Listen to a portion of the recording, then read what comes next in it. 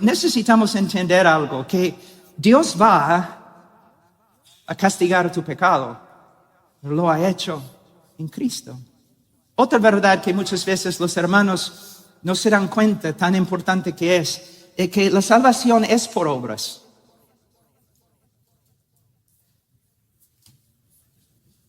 Ok, chao.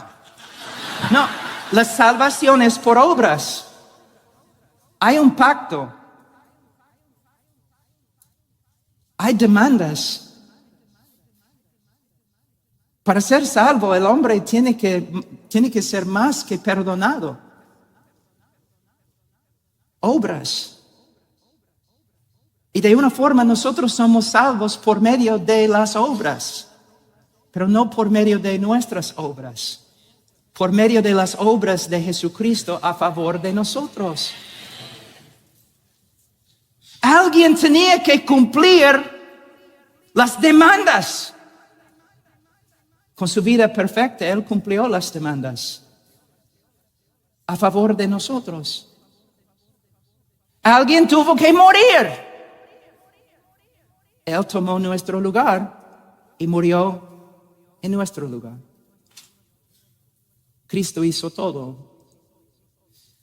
Hay una hermanita en nuestra iglesia que es una cristiana. Tiene fruto y ella camina con el Señor. Ay, ya están riéndose y ustedes deben venir acá y predicar en inglés.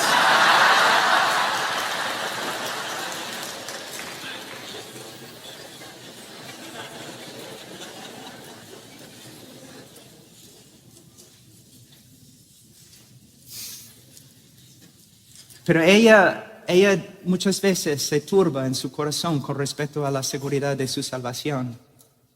Y siempre cuando me siento con ella, yo le digo, hermanita, estás olvidándote que siempre te digo, hay solamente un héroe en esta historia de redención. Él vivió la vida que no puedes vivir. Él murió la muerte que no puedes morir. Él hizo todo. ¿Ves? Vamos ahora a Proverbios.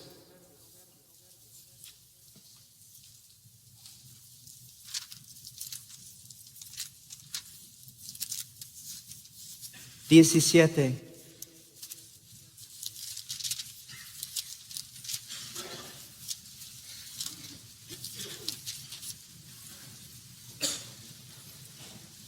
El que justifica al impío y el que condena al justo, ambos son igualmente abominación al Señor.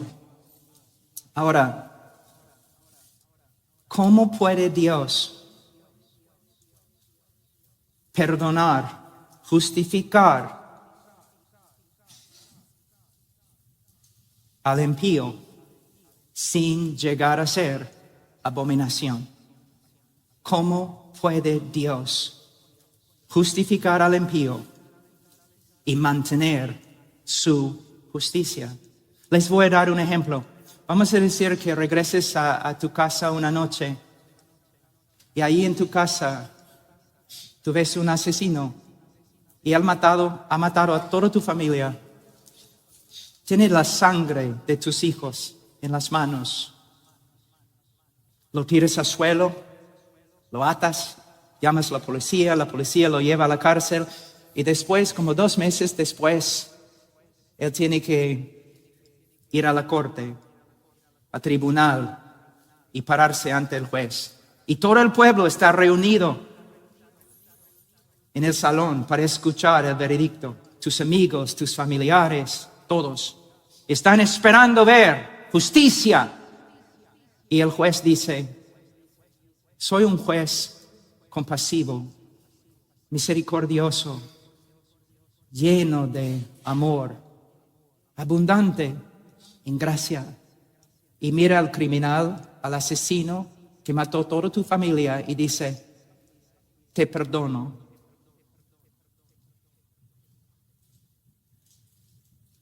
Y luego el juez y el asesino, los dos salen juntos como amigos para cenar. ¿Qué vas a hacer? ¿Cómo vas a responder? ¿Cómo va a responder el pueblo? Van a decir, ay, qué lindo. Tanta misericordia hemos visto hoy día. No. Van a clamar, demandamos justicia. Este juez no es digno, es un criminal, peor que los criminales que él perdona, porque un juez debe hacer justicia. El hombre es una abominación. Entonces, ¿cómo puede Dios justificar al pecador sin caer bajo las mismas acusaciones? De nuevo, la respuesta se encuentra en Calvario y lo que Cristo hizo en nuestro lugar.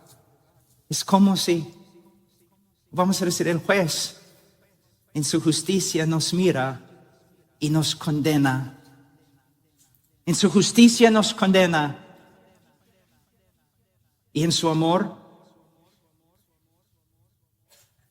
llega a ser hombre y camina entre nosotros como el hombre perfecto.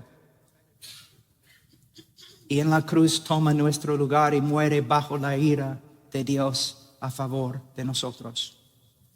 Solo en la cruz vemos perfectamente que Dios es compasivo, misericordioso y a la vez justo. Vamos a Salmos 32, 1 a 2. Cuán bienaventurado es aquel cuya transgresión es perdonada, cuyo pecado es cubierto. Cuán bienaventurado es el hombre a quien el Señor no culpa de iniquidad y en cuyo espíritu no hay engaño. ¿Ustedes pueden ver lo que David está diciendo en este momento? En los Estados Unidos, en inglés, nosotros tenemos una frase que no se traduce bien, pero decimos, cuando un juez es muy, muy corrupto, nosotros decimos que él barra la tierra o esconde la tierra, la contaminación bajo la alfombra. David está diciendo básicamente lo mismo. Dios cubre mi pecado.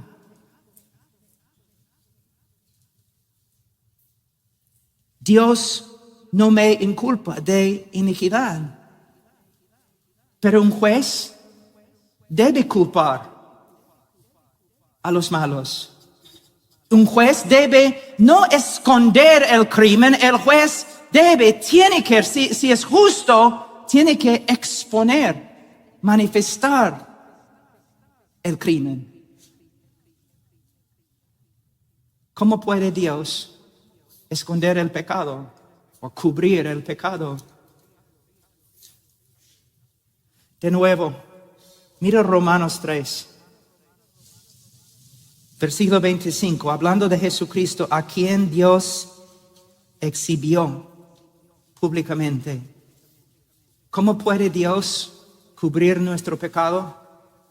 Porque Él imputó nuestro pecado a su Hijo y lo exhibió públicamente en el centro religioso del universo.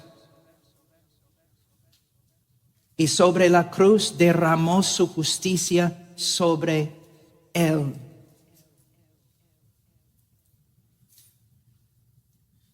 Tengo escrito acá, los que creen en él ahora se regocijan que sus pecados han sido cubiertos para siempre. Pero los que no creen en él se avergonzarán en el día del juicio, porque sus pecados serán expuestos ante todos y para siempre. Lo que necesitamos ver es que nuestros pecados fueran expuestos y toda la vergüenza con ellos, pero expuestos en Calvario, cuando Cristo sufrió en nuestro lugar. Ahora vamos a Miqueas, capítulo 7. Miqueas, capítulo 7. versículo 18.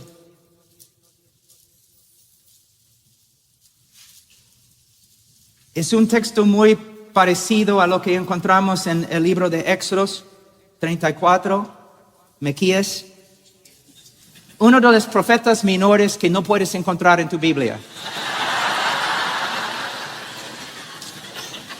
Ya.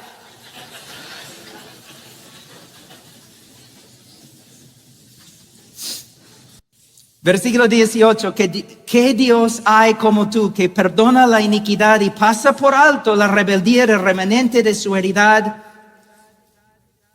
No persistirá en su ira para siempre porque se complace en la misericordia. Volverá a compadecerse de nosotros. Hollará nuestras iniquidades, sí, arrojarás a las profundidades del mar todos nuestros pecados. Versículo 19 se encuentra en muchos himnos, cánticos, que se cantan por todo el mundo. Y es correcto cantar estas palabras con alegría, pero yo creo que se demanda más que alegría, solemnidad. Y los que solamente pueden cantar estas palabras con alegría no entienden el texto. Cuando uno lee este texto piensa, ay, qué lindo, Dios no ha pisoteado nuestras iniquidades, así, ¡pum! O que Dios, no, Él ha agarrado nuestro pecado como una bola y lo ha tirado al mar. ¡Qué lindo! Vamos a cantar con alegría.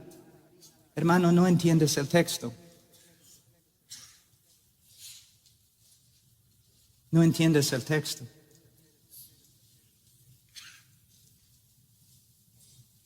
Dios agarró nuestro pecado y imputó nuestro pecado a su Hijo y pisoteó su Hijo bajo su ira. Dios tomó nuestro pecado como una bola, los imputó su Hijo, agarró a su Hijo y lo tiró al mar de su ira. Si tu labio no está temblando cuando cantas este texto, tú no entiendes este texto. Jonás era culpable y se tiró al mar para salvar al bote y los inocentes que estaban dentro. Cristo, el inocente, se tiró al mar de la ira de Dios para salvar la nave de Sión y los culpables que están dentro.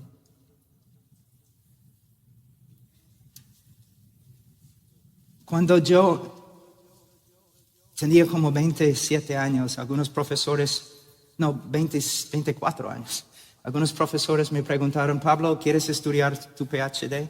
Sí. ¿Qué quieres estudiar? ¿El Evangelio? No, ya hemos estudiado esto. Entonces no voy a estudiar mi PhD, porque quiero dedicar mi vida a estudiar una sola cosa. No soy un hombre inteligente, vengo del campo, de una hacienda pequeña. No soy súper inteligente, no soy académico, no puedo estudiar todo en la Biblia. Entonces voy a dedicarme a estudiar una sola cosa. El Evangelio. ¿Qué hizo mi Señor por mí? Ahora, décadas han pasado. Muchas veces 3, 4, 5, 7, 8, 16 horas al día. Dios sabe que no estoy mintiendo. Yo no entiendo mucho acerca de la escatología, aunque probablemente debo saber más.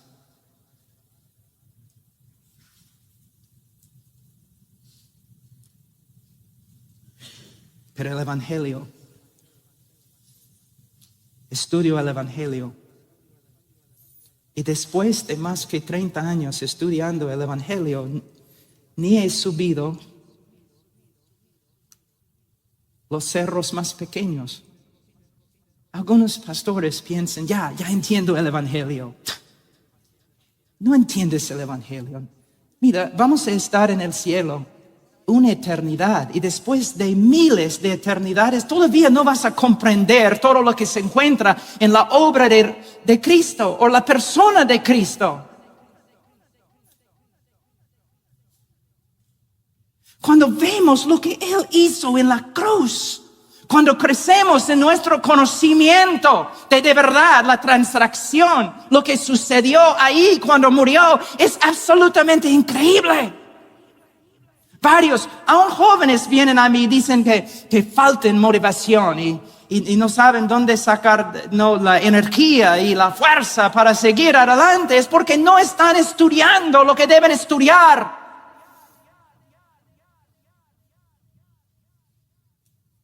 La cruz y todo lo que sucedió ahí. Siendo justificados gratuitamente por su gracia por medio de la redención que es en Cristo Jesús.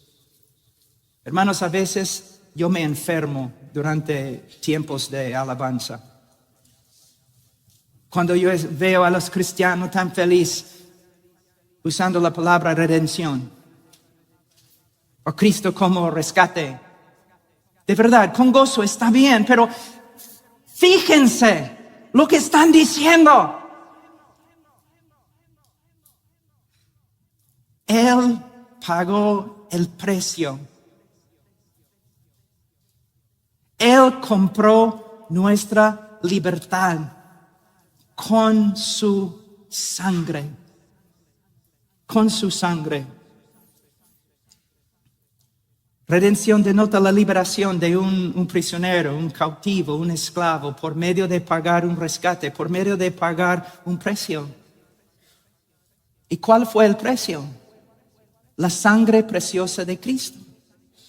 Pero hermanos, no es suficiente decir la sangre preciosa de Cristo y dejar de hablar. No es suficiente, especialmente en el mundo latino.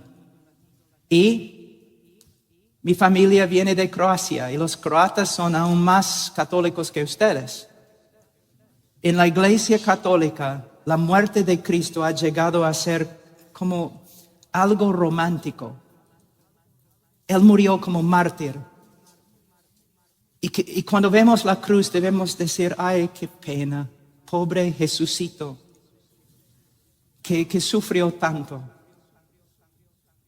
O aún los predicadores evangélicos, cuando hablan del precio que Cristo pagó, solamente hablan de sus sufrimientos físicos. De hecho, los sufrimientos físicos, especialmente a las manos de los gentiles, los paganos, eran parte de la maldición y lo que él tenía que sufrir. Pero si somos salvos, no somos salvos porque los romanos golpearon a Jesús. No somos salvos simplemente porque sufrió físicamente. Ustedes recuerdan cuando Jesús estuvo en Getsemaní, que dijo que esta copa, Señor, no esta copa, no. En este momento, porque Jesús era Dios, pero a la vez era hombre y creció en conocimiento. En este momento, Jesús le fue revelado exactamente, perfectamente, lo que iba a tener que sufrir para nuestra redención. Y le chocó como una camioneta. ¡Pum! No. Sí. No mi voluntad, la tuya. Angustiado, orando, sudando, Y muchos predicadores evangélicos dicen, mira, él sabía los sufrimientos, los clavos, la cruz, los golpes, lo que los romanos iban a hacer a él. Y por eso está allí en Getsemaní, temblando. No. ¿Cómo puede ser que cuando nosotros leemos los libros de la historia de los mártires, ¿no? Muchos de los mártires fueron crucificados al revés. Algunos, después de crucificarlos, ¿no? Prendidos para que mueran así con fuego. Pero en las historias leemos que ellos fueron a la cruz cantando. Como hombres, con coraje, hasta con gozo. Pero el capitán de su salvación está ahí en un huerto, con angustia, diciendo no. Hermanos, es cierto, los sufrimientos físicos de Cristo eran indecibles. Yo no creo que ningún hombre haya sufrido como él sufrió físicamente. La vergüenza, más que lo que puedes imaginarte. Pero la pena de la cruz, la clave es en la cruz. Dios el Padre imputó el pecado del pueblo de Dios a él. Y todo el odio divino, toda la furia justa, todo el aborrecimiento de un Dios santo contra la maldad cayó sobre el Hijo. Cristo tenía que ser encarcelado, encerrado en como una cárcel a solas, en la absoluta oscuridad, mientras ola tras ola de la ira de Dios caía sobre él, hasta que el precio fuera pagado. Y él gritó, consumada es. Dios nos condenó y Dios, ayúdame con la palabra, Dios nos condenó y Dios absorbió la condenación en sí mismo.